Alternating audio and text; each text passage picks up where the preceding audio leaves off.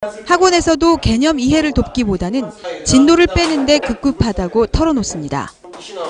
엄마들이 그러니까 먼저 가르쳐 놓으면 도움이 되겠지라는 막연한 심리가 있고, 학원 쪽에서 보면 그러니까 실력이 향상됐다라는 걸 증명할 방법이 별로 없으니까 가시적으로 엄마를 만족시키기 위해서 가장 손쉽게 선택할 수 있는 게 진도 빨리 뽑는 거예요. 앞서 나가고 있다는 착시를 불러일으키는데,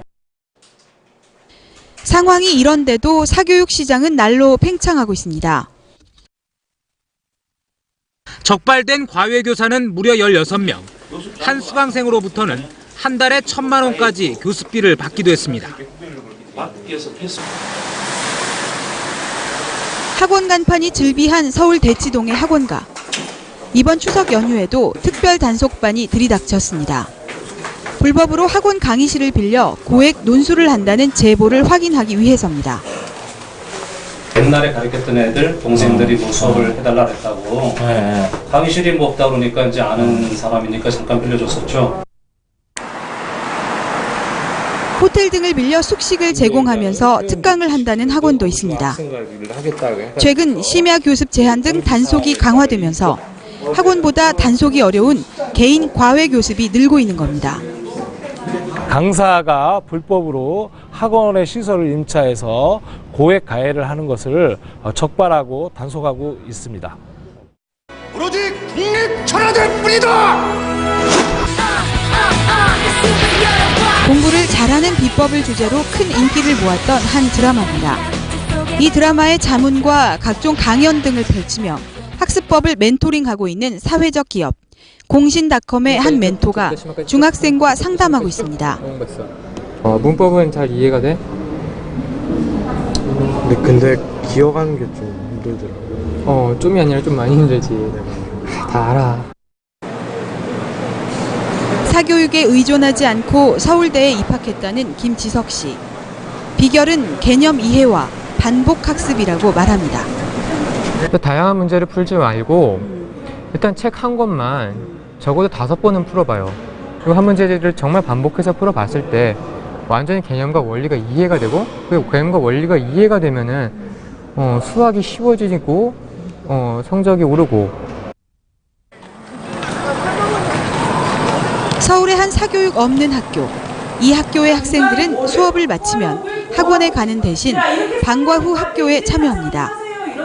최상위권에서 학력 부진반까지 수준별로 5개 등급을 나눠 교사들이 직접 해당 학년의 교과와 진도에 맞춰 심화 학습을 지도합니다. 아무런 소용이 없더라고요, 학원을 다닐 때도. 그리고 심화 학습을 하면서 지금 배우는 곳에 더 많은 것을 알기 때문에 또 흥미도 더 더해지고. 국영수와 사회과학 5개 과목을 묶어 2달에 80시간 교육비가 20만 원. 기존 사교육비의 절반도 채 되지 않습니다. 하지만 이 같은 학교는 극히 일부에 불과합니다.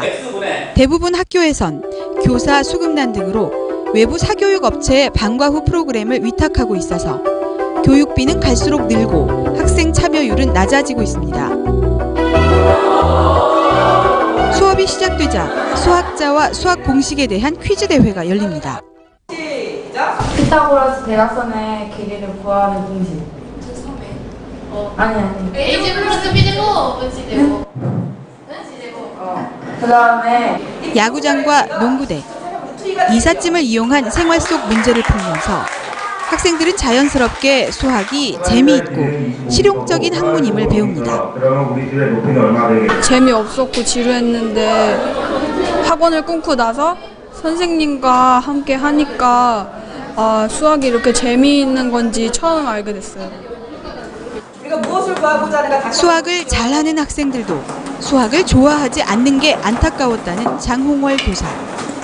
과한 사교육의 문제점은 수학교육의 목적이 생각하는 사람을 만들자인데 그 생각할 수 있는 힘 자체가 없어진다는 거죠. 쉽고 재미있는 수학 수업으로 사교육 없는 교실에 도전하고 있습니다. 수학자와 수학사에 관련된 수업을 수업 시간에 풍부하게 하고 그래서 아이들한테 이것이 우리에게 왜 필요하고 이거는 엄청난 몇천 년 동안의 그런 우리 인류의 생각하는 거 힘이 모여서 만들어진 거구나라는 걸 발생론적 관점에서 수업을 한다는 거죠. 교육열만큼은 세계 최고라는 우리나라.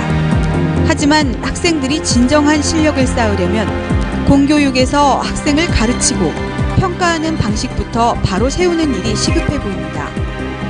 어려운 시험 문제를 내기 이전에 원리와 개념부터 흥미롭게 가르칠 수 있도록 우선 학교가 바뀌어야 한다는 목소리가 높아지고 있습니다.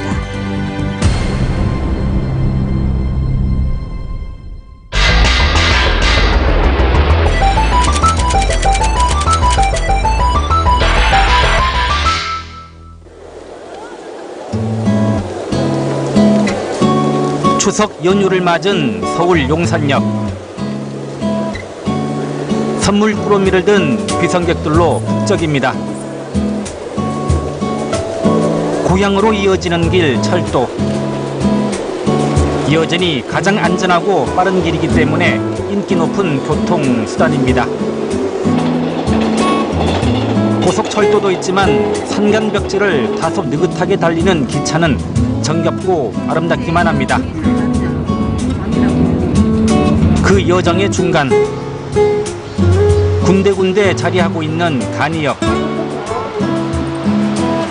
마치 인생의 쉼표 마냥 여유와 사랑이 배어나고 아름다운 추억이 스며 있습니다. 개발과 고속화에 점차 밀려나고 있는 간이역. 그러나 그곳에는 아직도 기차에 대한 소중한 추억과 아름다운 이야기가 깃들어 있습니다.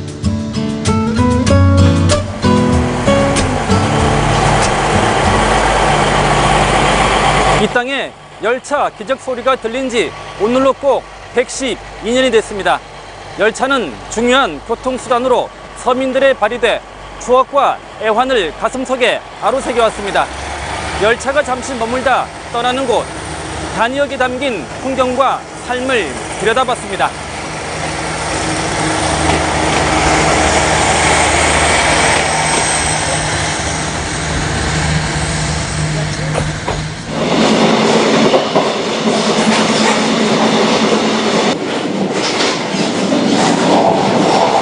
서울에서 기차로 1시간 남짓.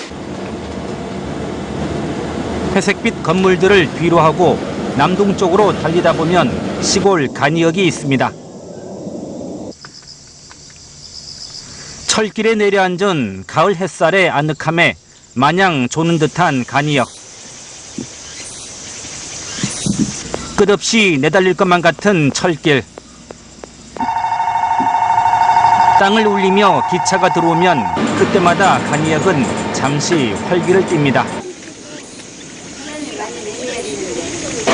하지만 하루 5번 기차가 잠시 머무르다 떠나면 간이역은 다시 정적에 휩싸이고 그 공간을 구름과 나무, 풀벌레와 바람 소리가 채웁니다. 번듯한 국도도 버스도 없는 곳. 마을 주민들에게 간이역은 세상과 소통하는 통로 역할을 합니다.